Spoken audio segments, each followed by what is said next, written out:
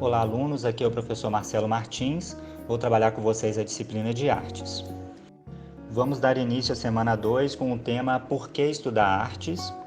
Mas antes, vamos relembrar a semana 1, porque elas estão interligadas uma com a outra. Na semana 1, nós trabalhamos com o audiovisual e a leitura de imagem, e a gente viu que o audiovisual ele se apropria da imagem e do som para transmitir uma mensagem.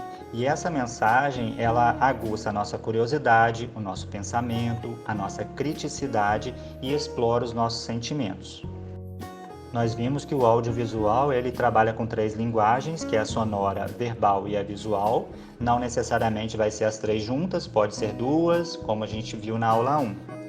E essa criação desse audiovisual, ele tem um propósito, que é uma intenção, que é a criação de uma mensagem. E para entender essa mensagem, nós precisamos compreender os elementos, os códigos e os processos da arte. E dentro desse processo, nós temos a leitura de imagem. E a leitura de imagem é algo muito pessoal. Por quê? Porque ela trabalha com seu conhecimento de mundo. O que é isso? São as suas experiências, a sua vivência, o conhecimento que você adquiriu durante a sua vida. Agora que a gente já recapitulou a semana 1, vamos dar início à semana 2, Por que estudar artes? A arte serve como meio de expressão, comunicação.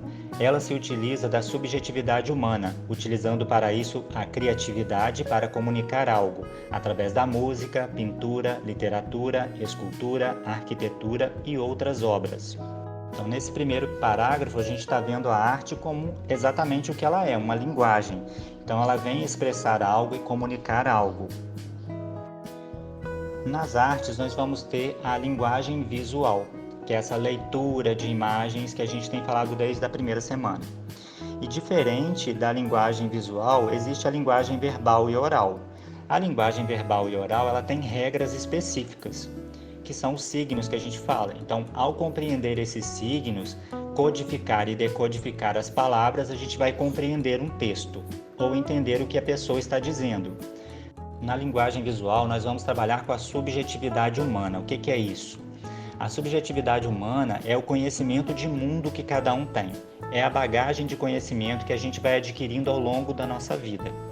Então, a arte, ela se apropria desse conhecimento que você já tem. Então, para cada um de nós, uma obra de arte pode dizer algo diferente, exatamente por isso. E nesse processo, nós podemos entender o seguinte: o criador, o artista, tem uma intenção. Qual é a intenção dele ao criar aquela obra? Esse questionamento nos faz refletir, pensar, analisar a obra de arte e a gente vai tentar extrair dela algo para a nossa vida.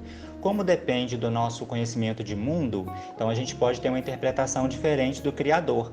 E está errado essa interpretação? Não, não está. Está errado o artista ao criar aquela intenção? Também não está errado.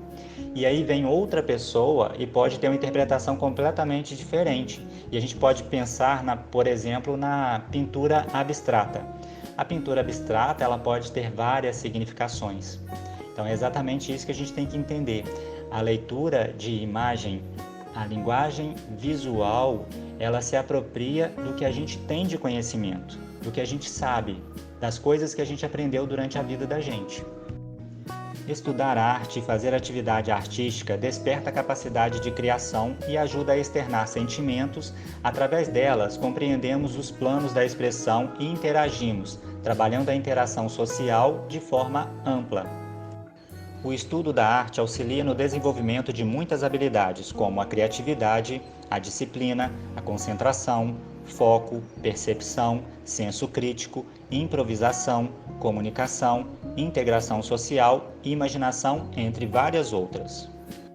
A criatividade do ser humano precisa ser estimulada e a arte auxilia demais nesse processo, uma vez que a arte se utiliza do conhecimento de mundo do artista, do apreciador ou do estudante, e a partir desse conhecimento a arte cria vida própria, se ressignificando e representando muito mais que o desejo ou a vontade do criador, podendo para cada um representar algo diferente.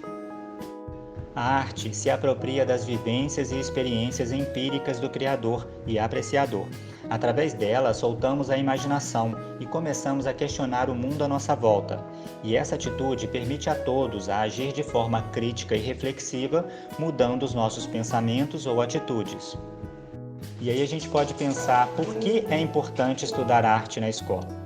Então a gente tem a autora Miriam Celeste Martins e ela diz que arte é importante na escola, principalmente porque é importante fora dela, ou seja, nós estamos cercados de arte o tempo todo, na música, numa pintura, numa escultura, num desenho, filmes, entre várias outras coisas.